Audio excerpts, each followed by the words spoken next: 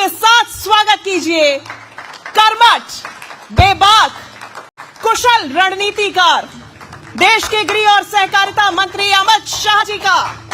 इनसे बात करेंगे न्यूज 18 नेटवर्क के editor in chief Rahul Joshi जी।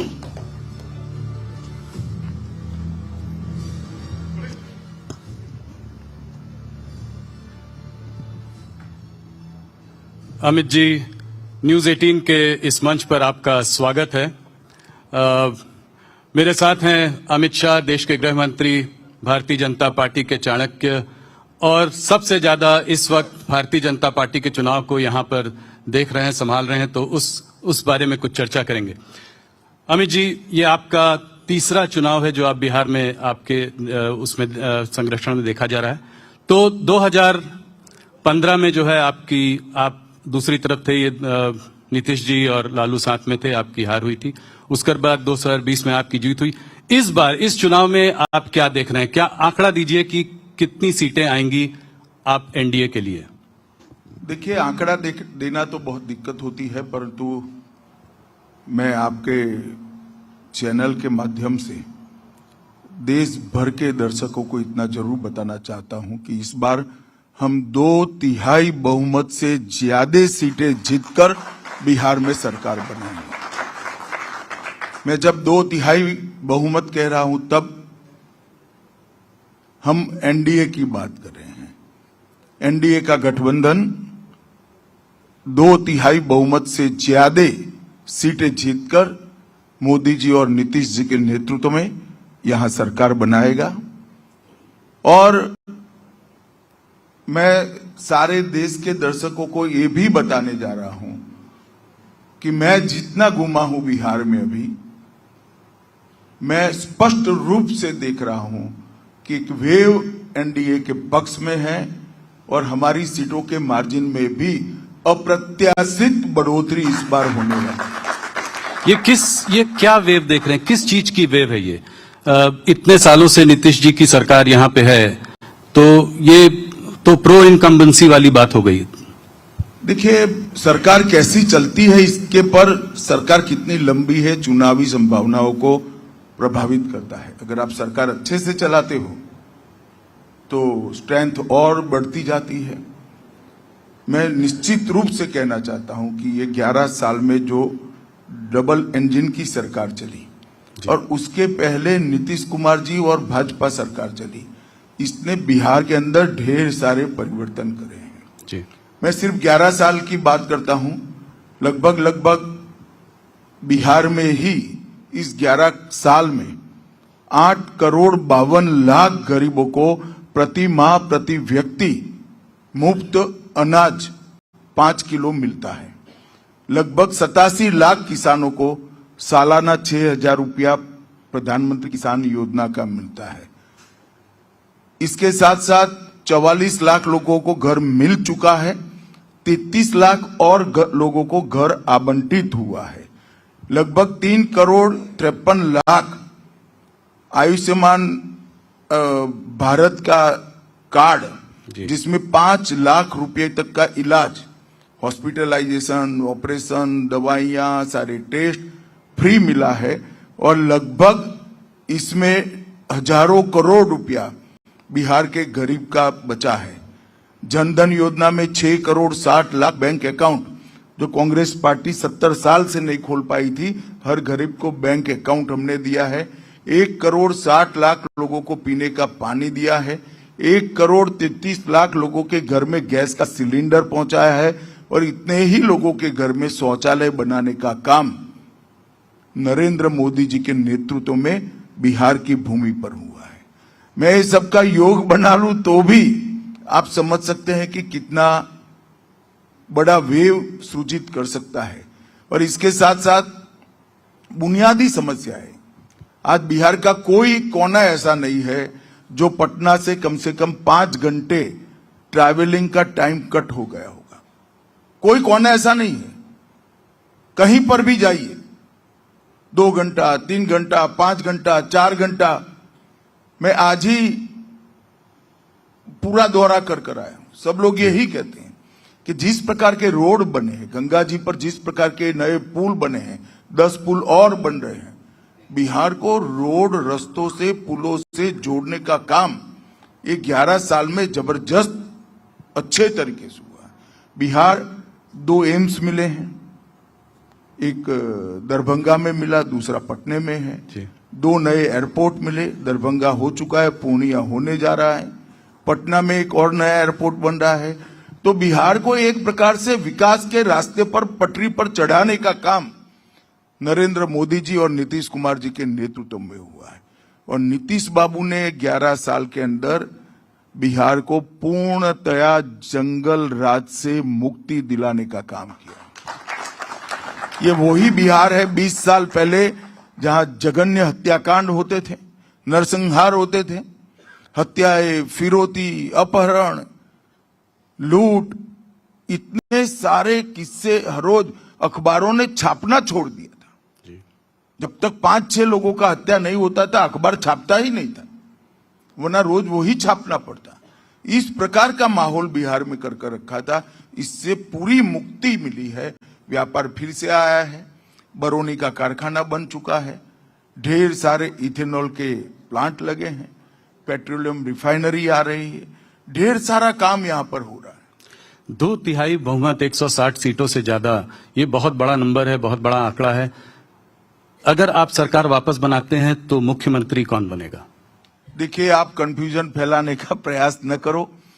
ये पूरा मामला कहां से शुरू होता है मैं कहता हूं। लालू जी की बहुत मन की इच्छा है कि इनके बेटे एक बार मुख्यमंत्री बन जाए, और सोनिया जी की भी मन की इच्छा है कि उनका बेटा पीएम बन जाए। मैं आज दोनों को कहना चाहता हूं, बिहार में और दिल्ली में कहीं जगह खाली नहीं है। यहां नीतीश बाबू बैठे हैं, वहां मोदी जी बैठे हैं। आपके बेटों के लिए कहीं जगह खाली नहीं है। और हम नीतीश कुमार जी के नेतृत्व में ही चुनाव लड़ रहे हैं। कोई कंफ्यूजन एनडीए गठबंधन में नहीं। तो इसका मतलब वही चुनाव के बाद वही मुख्यमंत्री बनेंगे?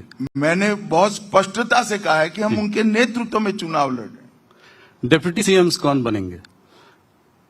डिप्टी सीएम का जब चर्चा आएगा तब सबके साथ बैठकर नाम तय करेंगे। परिणाम एक बार आ जाए बैठेंगे। हमारे यहाँ इस तरह की झगड़े नहीं होते कि अंतिम दिन किसी को मनाने के लिए डिप्टी सीएम घोषणा करना पड़े, और जिस दिन घोषणा करे इस दिन बहुत बड़ा वोट बैंक नाराज हो जाए। और बहुत कहावतें भी इसके लिए चलने लगी है। परंतु भारतीय जनता पार्टी जो टीम, एनडीए जो टीम तय करेगी, वो टीम बिहार के विकास को समर्पित होगी, मजबूरी से नहीं तय करेगी। एक सवाल और पूछूंगा अमित जी आपसे। ऑपोजिशन भी बार बार इसको उठाता है, और वो है नीतीश जी की हेल्थ की कंसर्न्स, कि उनकी हेल्थ ठीक नहीं है, इस तरह की बातें वो बहुत जोरों से। आज कल भी तेजस्वी जी ने कुछ कहा कि चाचा जो है हमारे ठीक नहीं है। तो इसको आप कैसे देखते हैं? क्या आपको लगता है कि जिस तरह से वो इस तरह की बातें कर रहे हैं, क्या एक सिंपैथी फैक्टर भी इस चुनाव में दिखाई दे रहा है आपको नीतीश जी के फेवर में? देखिए, जहां तक हेल्थ का सवाल है, नीतीश जी मेरे हिसाब से, मेरी जानकारी के हिसाब से रोज 4 सभा कर रहे हैं, सबके बीच में जा रहे हैं। 4 सभा करती है तो मैं भी करता हूं। 3 मंजिला ऊपर चढ़ना पड़ता है, उतरना पड़ता है जी, और कम से कम 2.5 किलोमीटर 3 किलोमीटर चलोगे तब 4 सभा कर पाओ। कहाँ हेल्थ का सवाल है?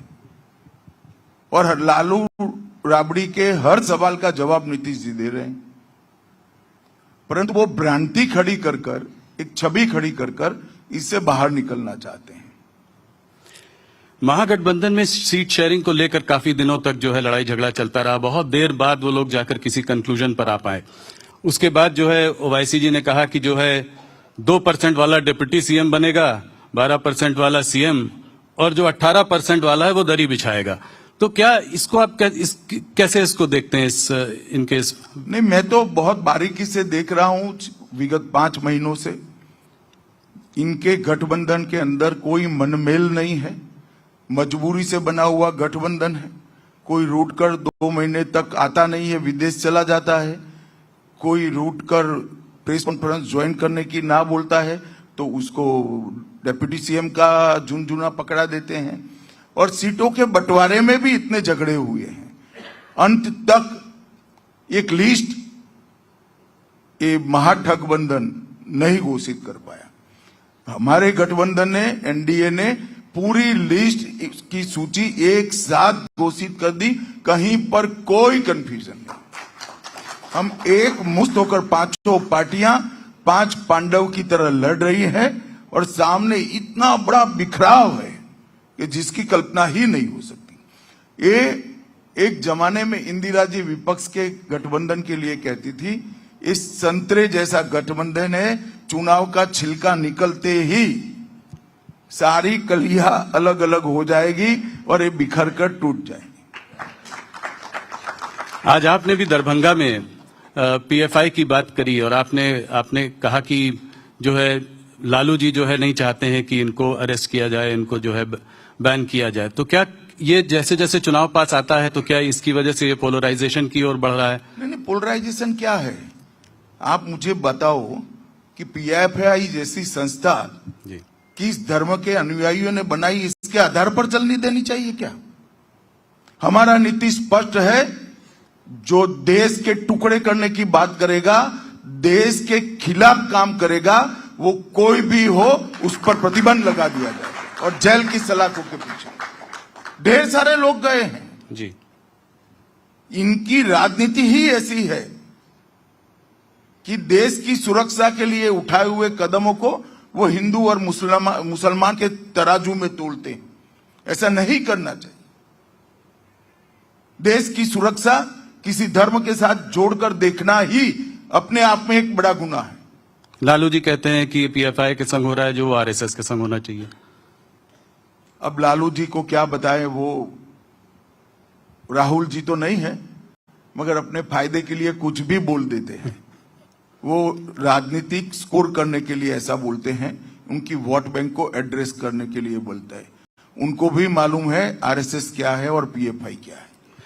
अमित जी, इस बार लड़ाई ट्रायंगुलर लगती है क्या? एक नई पार्टी भी आई है, जनसुराज पार्टी, प्रशांत किशोर जी आए हैं। भैया क्या है, एक पार्टी इस देश में 1550 पार्टियां हैं, इसमें सबसे ज्यादा बिहार में है। तो अब ट्रायंगल का तो 1000 एंगल है। जी जी जी। तो आप प्रशांत किशोर की पार्टी को कैसे देखते हैं इस चुनाव में? देखिए, सभी को अपनी पार्टी बनाने का अधिकार है, उन्होंने भी पार्टी बनाई है, मगर मुझे पूरा चुनाव स्पष्ट दिख रहा है कि मुकाबला एनडीए और महागठबंधन के बीच में है और इसमें बहुत जाड़ी एज एनडीए के गठबंधन को प्राप्त है। तो वोट नहीं कटेगा इनके वजह से, दोनों तरफ कोई खास फर्क नहीं पड़ेगा? नहीं, वोट तो मिलेगा, सभी को मिलता है। अब किसी पार्टी में किसी को टिकट नहीं मिला, वहां जाकर खड़ा रहेगा तो कुछ वोट तो ले ही जाता है। एक चीज और तेजस्वी जी ने शुरू की है, वो कहते हैं विक्ट्री बिहार में, फैक्ट्री गुजरात में। प्रशांत किशोर भी कह रहे हैं कि जो है बुलेट ट्रेन गुजरात में चलती है, पैसेंजर ट्रेन जो है बिहार में चलती है। तो इस तरह के जो चुनाव के समय में जो इस तरह के बयान आ रहे हैं, इनको कैसे देखते हैं? ये चुनाव के समय के ही बयान है। मैं लालू प्रसाद यादव जी को पूछना चाहता हूं कि बरौनी का कारखाना किसके समय में बंद हुआ? उनके गठबंधन के समय में बंद हुआ, जो मोदी जी ने चालू किया जी। इतने सारे इथेनॉल बनाने के कारखाने किसके समय में लगे? मोदी जी के समय में लगे। पेट्रो रिफाइनरी किसके समय में आएगी? मोदी जी के समय में आएगी। पीएम मित्र पार्क, जिसके अंदर हजारों करोड़ का इन्वेस्टमेंट होगा, टेक्सटाइल पार्क बना, वो किसके समय में बना? मोदी जी के समय में बना। और ये सारा बिहार का इंडस्ट्रियलाइजेशन जो बंद हुआ, वो किसके समय में बंद हुआ? लालू जी के समय में बंद हुआ। कानून और व्यवस्था के चलते बंद हुआ। नीतीश बाबू ने 20 साल तक कानून और व्यवस्था अच्छा सुधारा है। मोदी जी ने पहले इंफ्रास्ट्रक्चर को सुधारा, अब बिजली के कारखाने लग रहे हैं और अब उद्योग भी यहां आ रहा है, आईटी पार्क भी यहां बन रहे हैं और अच्छे एजुकेशनल इंस्टीट्यूट भी यहां बन रहे हैं। जी। राहुल गांधी ने जब यहां पर अपनी यात्रा शुरू की थी तो वोट चोरी यात्रा शुरू की और उसके बाद फिर वो थोड़ा विदेश चले गए और फिर वापस आए।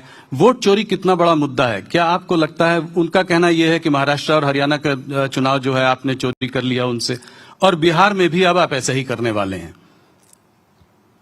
मेरी तो कई बार समझ में नहीं आया था कांग्रेस पार्टी कैसे सोच रही है। अब कर्नाटक का वो कुछ प्रेजेंटेशन बता रहे थे। कर्नाटक में सरकार किसकी है? कांग्रेस की। कांग्रेस की है। तो क्या उन्होंने भी वोट चोरी करा है? हिमाचल का भी दिखा रहे थे। जहां तक बिहार का सवाल है, वोट चोरी का यात्रा इसलिए निकाला कि यहां से चुनाव आयोग के अभियान के कारण मतदाता सूची से घुसपैठियों को चुन चुन कर बाहर निकाला जा रहा था। मैं बिहार की जनता को पूछना चाहता हूं कि बिहार की मतदाता सूची में घुसपैठियों का स्थान होना चाहिए क्या? हमारा मत तो बहुत स्पष्ट है। देश में किसी भी घुसपैठियों को वोट देने का अधिकार नहीं मिलना चाहिए। और ये लोग घुसपैठ भी इसलिए होने देते हैं और घुसपैठियों को प्रोटेक्ट भी इसलिए करते हैं कि घुसपैठियों को वो अपनी वोट बैंक मानकर चलने। राहुल बाबा, जितना यात्रा निकालना है इतना निकालो। इस देश से घुसपैठियों को एक एक कर चुन चुन कर भारतीय जनता पार्टी की मोदी सरकार बाहर करेगी, ये हमारा संकल्प है। तो इस एसआईआर एक्सरसाइज जो बिहार में हुई उसमें भी काफी घुसपैठिए पकड़े गए, निकाले गए हैं। देखिए, मतदाता सूची से काफी लोग निकाले गए हैं। कौन निकला है? जो अपने नागरिक होने का प्रमाण नहीं दे पाया वो निकला है जी। तो भारतीय नागरिक होते तो अपना प्रमाण दे ही देते। मुझे या आपको कोई तकलीफ नहीं है जी। हमें जो पूछेंगे हम जवाब देंगे, अपना डॉक्यूमेंट्स देंगे। मगर जो वोट कटे उसमें से सिर्फ 3 ही अपील आया है। अगर अन्याय हुआ है तो अपील होता है या नहीं होता? जी। इसका मतलब कि जो कटे हैं वो सच अर्थ में भारतीय नागरिक नहीं थे, उनके ही नाम कटे। अब जैसे जैसे चुनाव पास आता जा रहा है, पर्सनल अटैक बढ़ने शुरू हो गए हैं। अभी राहुल जी ने आज कुछ मोदी जी के बारे में कहा है कि वोटों के लिए मोदी जी कुछ भी करेंगे। अगर आप बोलोगे तो स्टेज में नाचकर भी दिखाएंगे। हमारे संग बघेल जी यहाँ आज दिन में जुड़े हुए थे। बघेल जी ने कहा मोदी जी किसी भी स्तर तक जा सकते हैं वोटों के लिए। क्या कहना चाहेंगे? देखिए, तो अब राहुल जी का सवाल है, इनका स्तर कितना नीचे उनको गिराना है। मगर राहुल जी चुनाव में मोदी जी का विरोध करते करते, मोदी जी को अपमानित करते करते छठ मैया का अपमान कर बैठे हैं, वो उनको मालूम नहीं है। आज कुछ बोला है उन्होंने जी। पूरे देश में छठ के पर्व के दिन छठ मैया का पूरा देश मन से प्रार्थना भी करता है, अर्घ्य भी देता है और उसका प्रसाद भी ग्रहण करता है। अगर मोदी जी छठ के त्योहार का सम्मान करते हैं और उनको वो नौटंकी दिखता है तो राहुल जी मोदी जी का अपमान नहीं कर रहे हैं। राहुल जी ने छठ मैया के सारे भक्तों का अपमान किया है, बिहार और पूरे पूर्वांचलियों का अपमान किया है। और मैं मानता हूं इस चुनाव में बिहार चुनाव में उनको इसका बहुत बड़ा खामियाजा भुगतना पड़ेगा। और दूसरी बार, ये कोई पहली बार मोदी जी का अपमान नहीं कर रहे हैं। ढेर सारे, मैं तो रिपीट भी नहीं कर सकता, कितनी बातें स्तर गिराकर कांग्रेस पार्टी ने मोदी जी के लिए की है। इनकी माताजी तक को अपमानित करने का प्रयास किया है। परंतु जितनी बार कांग्रेस ने मोदी जी का अपमान करने के लिए स्तर गिराकर बात करी है, हर बार वो स्तर गिरे हुए कीचड़ में से कमल बहुत अच्छे तरीके से खिलकर बाहर आया है। मुझे पूरा विश्वास है बिहार के इस चुनाव में छठ मैया का अपमान और नरेंद्र मोदी जी का अपमान दोनों को बिहार के मतदाता भूलेंगे नहीं। मतदान के दिन 6 तारीख और 11 तारीख दोनों दिन यूपीए गठबंधन को इसका खामियाजा भुगतना पड़ेगा। जैसे ही महागठबंधन में तेजस्वी जी मुख्यमंत्री चेहरे के रूप में सामने आए, उधर लारा घोटाला के भाई कहां पर बनना कहां है? नहीं, मतलब उन्होंने तो अपना कैंडिडेट वो घोषित तो किया सबको है। आपको भी बना सकते हैं, मगर ना बहुमत मिलना है ना मुख्यमंत्री बनाना है। नहीं, उनका ख्याली पुलाव पका रहे हैं भाई। उनका कहना यह है कि जैसे ही उनका नाम घोषित हुआ वैसे ही लारा घोटाला के चक्कर में दिल्ली में जो है कार्यवाही शुरू हो गई है। उसको कहते हैं ये कि ये विच हंटिंग है। इसको आप कैसे देखते हैं? देखिए, आपको थोड़ा स्टडी करना चाहिए वो केस का। वो बहुत पुराना एफआईआर है और कार्यवाही शुरू नहीं हुई। कार्यवाही कब की चल रही है? कानूनी कार्यवाही में क्रिमिनल जस्टिस सिस्टम में एक स्टेज आता है जब चार्ज फ्रेम किया जाता है, और कब के चार्ज फ्रेम के खिलाफ स्टे लेकर बैठे थे, इसलिए सेशन कोर्ट चार्ज फ्रेम नहीं कर पाता था। अब स्टे उठ गया, इसलिए चार्ज फ्रेम हो गया।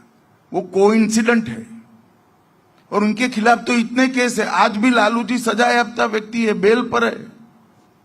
कहां नया केस रजिस्टर करने की जरूरत है? ढेर सारे केस हैं। वक्फ कानून भी अब इस समय चुनाव के माहौल में उछल रहा है। तेजस्वी जी ने, कांग्रेस ने, सबने कहा है कि पावर में आते ही जो है इसको हम डस्टबिन में डाल देंगे। क्या ना वो संविधान समझते हैं ना कानून समझते हैं। मैं इसकी डेप्थ में जाना नहीं चाहता, परंतु मैं बिहार की जनता और देश की जनता को जरूर कहना चाहता हूं, जब तक भारतीय जनता पार्टी का एक भी सांसद संसद में है, वक्फ कानून के सुधार को आंच नहीं आएगी। वो भारतीय जनता पार्टी का वादा है। एक और जो ऑपोजिशन बात करता है बार बार, वो करता है महंगाई की, बेरोजगारी की और पलायन की। कहता है कि यहाँ इतने सारे ग्रेजुएट्स हैं जिनको नौकरी नहीं मिलती, बिहार से लोगों को बाहर जाना पड़ता है नौकरी करने के लिए, और बेरोजगारी बढ़ती जा रही है। इसको आप कैसे देखते हैं? देखिए, सिर्फ नौकरी अकेला मुद्दा नहीं था।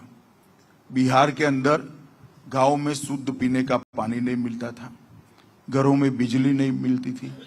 मैंने भी बिहार में देखा है कि चार्जर के लिए वो छोटे इन्वर्टर कहते हैं ना, वो लेकर दुकानें लगती थी फोन चार्ज करने के लिए।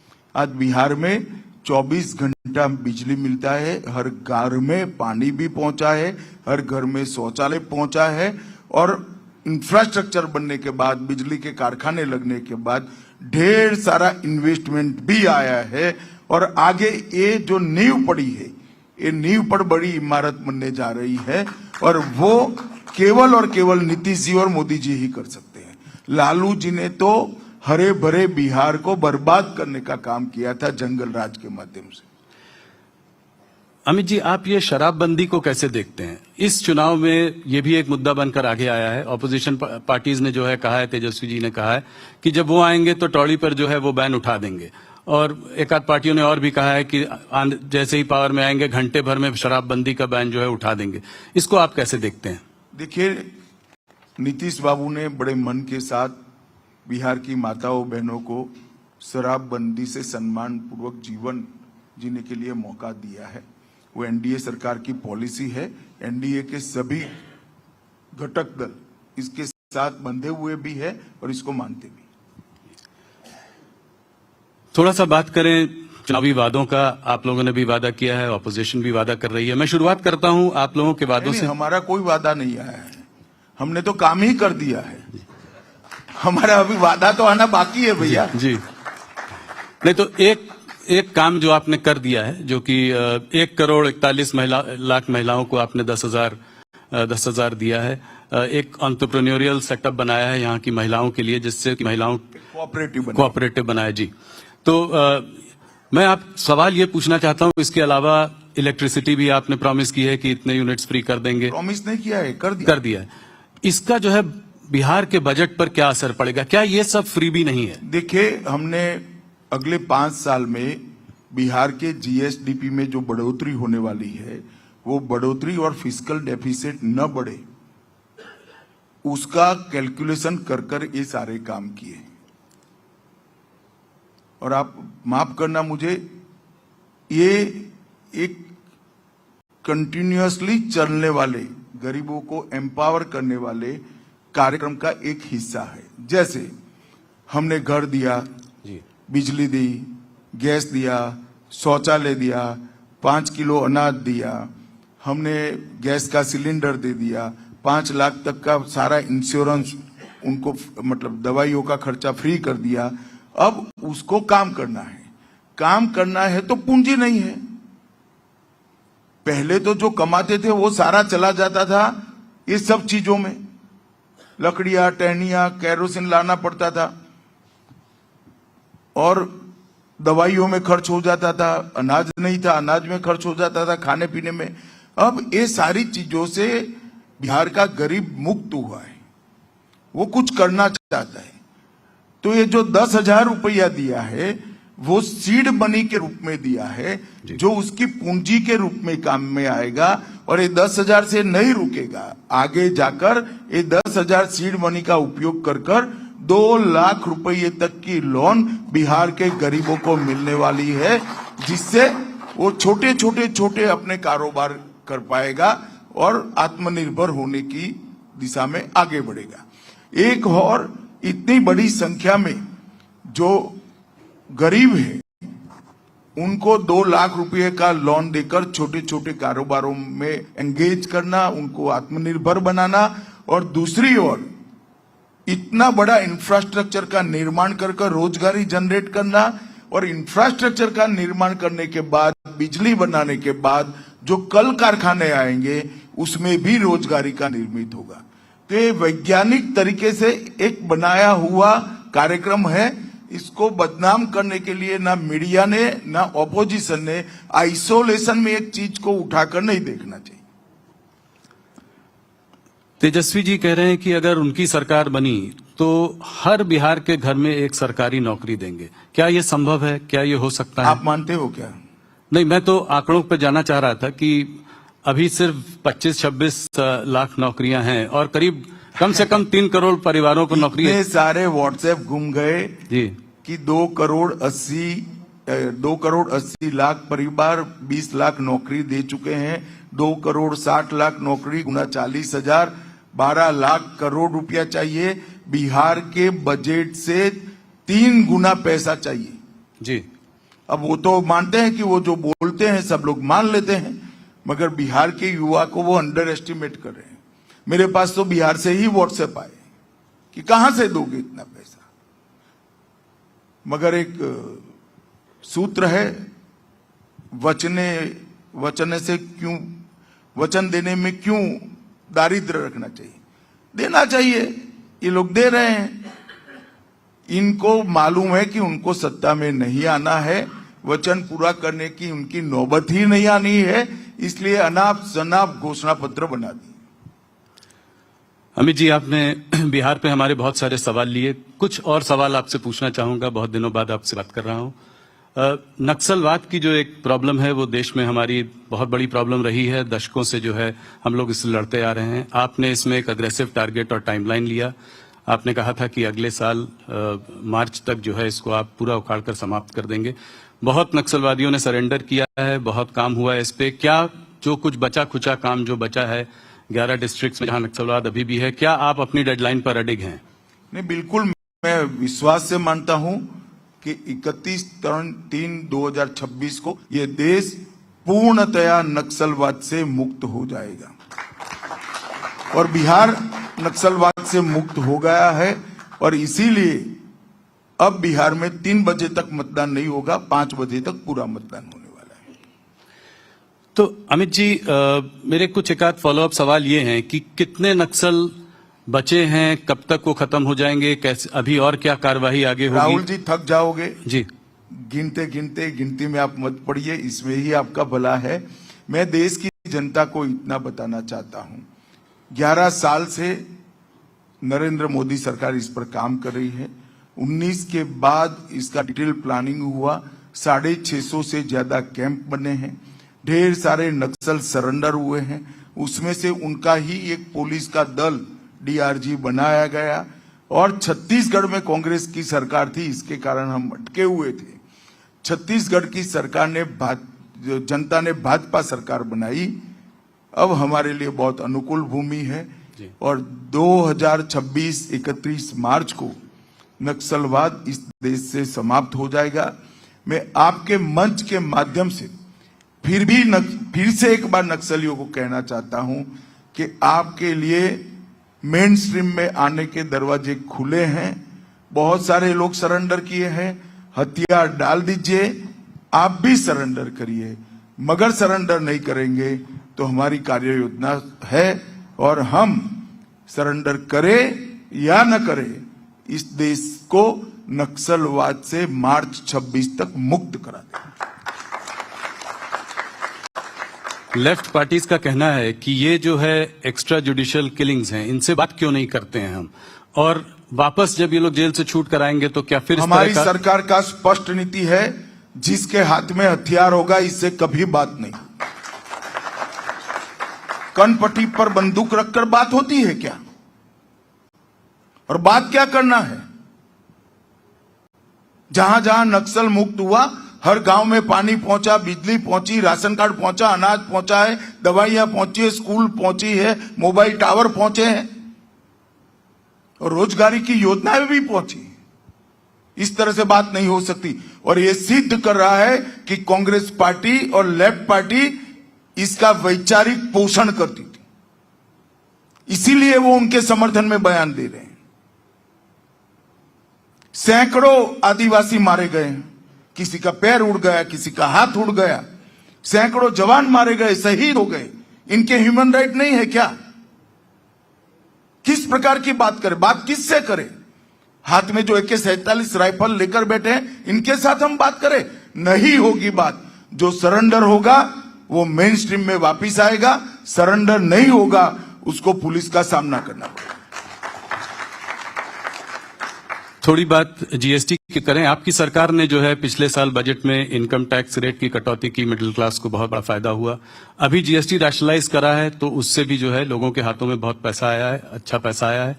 तो क्या आपको लगता है कि इसका लाभ एक आम आदमी को मिल पाया है और क्या इससे इकोनॉमिक एक्टिविटी बढ़ेगी, इन्वेस्टमेंट बढ़ेगा? जरूर मिल पाया है। 395 चीजें 28% और 18% पर थी, इसको 5% या 0% टैक्स कर दिया। और ज्यादातर चीजें रोजमर्रा की उपयोग की चीजें थी जो हमारी माताएं बहनें खरीद करती थी। और ये पूरा फायदा पास ऑन हो, इसके लिए वित्त मंत्रालय ने एक कमिटी बनाई है, इसका क्लोज मॉनिटरिंग हो रहा है और पास हो भी रहा है। इसीलिए इस बार दीपावली और छठ पूजा में, भैया दूज में विक्रम रिकॉर्ड तोड़ने वाली खरीदी हुई है और व्यापारी बहुत खुश है, महिलाएं भी खुश है। मैंने ये भी सुना है अमित जी की ड्रग्स कार्टल्स पर भी आपका एक बहुत बड़ा हमला है और आपका एक बहुत बड़ा प्लान है कि इसको भी जो है उखाड़ कर फेंकना है इस देश से। तो इसके बारे में कुछ हमें बताएं कि कहां पे, इस पर आपके क्या टारगेट्स हैं, कैसे आपने इसको अप्रोच किया? ये बहुत गंभीर समस्या है जी, जो हमारी आने वाली नस्लों को खोखला करती है। हमने 5 साल में इसका इंफ्रास्ट्रक्चर बनाने का काम पूरा कर लिया है। 5 साल में से 3 साल हमने अपने ही रिकॉर्ड तोड़ते गए, रिकॉर्ड तोड़ ड्रग्स जब्त किया है, जलाया भी है रिकॉर्ड बनाकर, और ढेर सारे अपराधियों को पकड़ा भी है। अब पूरे भारत के सभी राज्यों की पुलिस और सेंट्रल एजेंसियां मिलकर इनकी कार्टेल की बड़ी मछलियों को घेरने के लिए कार्य योजना बनाई है और मैं आशा करता हूं कि 2-3 साल के अंदर ड्रग के सिनेरियो में भारत में ड्रास्टिक गिरावट आएगी और बहुत अच्छी सफलता हमारे देश की सभी राज्यों की पुलिस को मिलेगी। सब लोग एक साथ एक मुश्त होकर ड्रग के दूषण के सामने जंग लड़ रहे हैं। एक सवाल एसआईआर के बारे में मैंने आपसे पूछा था, एक बड़े पर्सपेक्टिव पे ये जानना चाह रहा था कि अभी जो है इलेक्शन कमीशन ने अनाउंस किया है कि 12 स्टेट्स और यूनियन टेरिटरीज में ये एक्सरसाइज करेगी। काफी सारी स्टेट्स हैं, वेस्ट बंगाल, तमिलनाडु, वो कह रही हैं कि कोई भी हालत में हम इसको करने नहीं देंगे। तो ये संभव हो पाएगा क्या इनके इतने स्ट्रांग रेजिस्टेंस? देखिए, तो चुनाव आयोग को देखना है, हमें नहीं करना है। मगर हमारी पार्टी का, पूरे एनडीए का चुनाव आयोग को एसआईआर के लिए समर्थन है।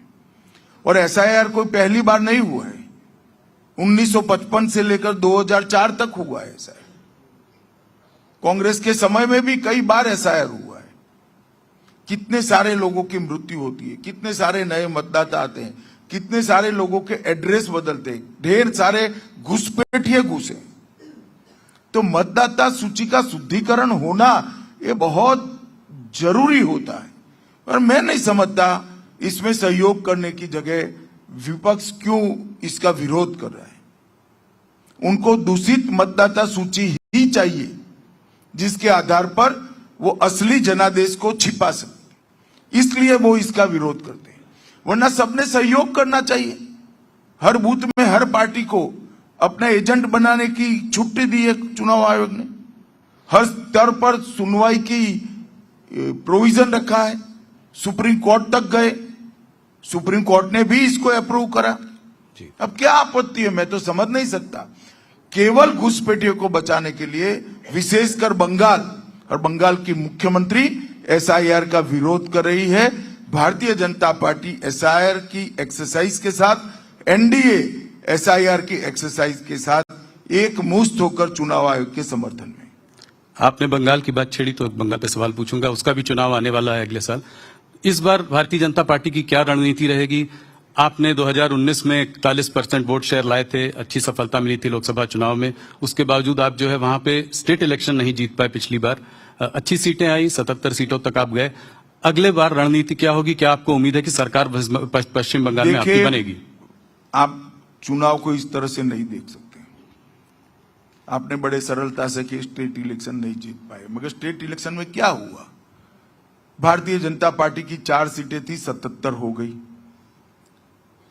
100 साल से भी पुरानी और आधी सदी जिन्होंने बंगाल पर राज किया वो कांग्रेस पार्टी की 0 सीट। 25 साल तक जो जिन कम्युनिस्टों ने राज किया उसकी बंगाल में 0 सीट। तो भारतीय जनता पार्टी ने अपनी जमीन प्राप्त कर ली है, एक नींव बनी है और ये नींव पर आगे बड़ी इमारत बनेगी। इस बार बंगाल चुनाव निश्चित रूप से भारतीय जनता पार्टी जीतने जा रही है, इसका मुझे पूरा विश्वास। किसी चेहरे को आगे करके लड़ेंगे कि जैसे पहले मोदी जी को चेहरा मानकर लड़ रहे थे वैसे ही लड़ेंगे बंगाल में? नहीं, वो तो बंगाल यूनिट को तय करना है। अभी बैठे भी नहीं है, सभी लोग बिहार में लगे हैं। जब चुनाव आएगा तब तय करेंगे। थोड़ा बात तमिलनाडु की करना चाहता हूं। वहां पर आपका एआईडीएमके के संग गठबंधन है इस बार। क्या कुछ बात विवेक जी से भी हो रही है इस वक्त भारतीय जनता पार्टी की? ऐसी कुछ अटकलें हैं तो मैंने सोचा आपसे सीधे पूछूं। देखिए, जो भी फैसला हम करेंगे एनडीए के सभी घटक दल साथ में बैठकर करेंगे। ये बात निश्चित है, हम एनडीए को बड़ा करना चाहते हैं। तो आप डिनाई नहीं कर रहे हैं कि इससे बातचीत हो सकता है, चल भी रही हो? मैंने ये भी नहीं कहा कि बातचीत हो रही है। मैंने ये कहा है जो फैसला करेंगे वो एनडीए के घटक दल साथ में बैठकर करेंगे। कुछ जगहों पे ये भी खबर है कि कांग्रेस भी उनसे बात करने की कोशिश कर रही है। सभी लोग कर सकते हैं, इसमें क्या है। केरल पे एक सवाल मेरा, आपने कहा था कि 25% सीट जो है लोकल बॉडी इलेक्शंस में आपको इस बार जीतने की उम्मीद है, तो वहां पे भी स्टेट इलेक्शन है। स्टेट इलेक्शन में आपको कितनी सीटें जीतने की उम्मीद है? 140 सीटें। अभी क्या वहां पर भी आपका कोई गेम है? अभी देर है, मगर इस पंचायत चुनाव में, म्युनिसिपैलिटी और म्युनिसिपल कॉर्पोरेशन के चुनाव में भारतीय जनता पार्टी 25% वोट प्राप्त करेगी और हम अच्छी खासी संख्या में सीटें भी जीत कर लाएंगे। अमित जी, एक आध दो और सवाल आखिरी में। एक सवाल जो मैं आपसे पहले भी पूछ चुका हूं पर आज फिर पूछना चाहूंगा, भारतीय जनता पार्टी अपना नया अध्यक्ष कब घोषित करेगी? अब तो बिहार के चुनाव के बाद ही होगा, पर उसके बाद हो जाएगा, काफी प्रायोरिटी में हो जाएगा बिहार चुनाव के बाद। जाते जाते एक आखिरी सवाल, आप खादी पहनते हैं, खादी मैंने पढ़ा भी है, आपसे बात भी की है इस बारे में। इसके पीछे क्या, कब ये शुरू हुआ, इसके पीछे क्या कहानी है? देखिए, मेरी माताजी, उन्होंने मुझे खादी पहनने के लिए प्रेरित किया था और उस वक्त तो ज्यादा समझ नहीं थी जब मैंने खादी पहनना शुरू किया था, मगर आज मैं देख रहा हूं खादी का विचार आज भी इतना प्रासंगिक है जितना 1920 में हुआ करता था। अगर मेरे खादी पहनने से एक गरीब के घर को रोजी रोटी मिलती है, एक गरीब महिला को रोजी रोटी मिलता है, तो इससे ज्यादा पवित्र कपड़ा और कोई नहीं है।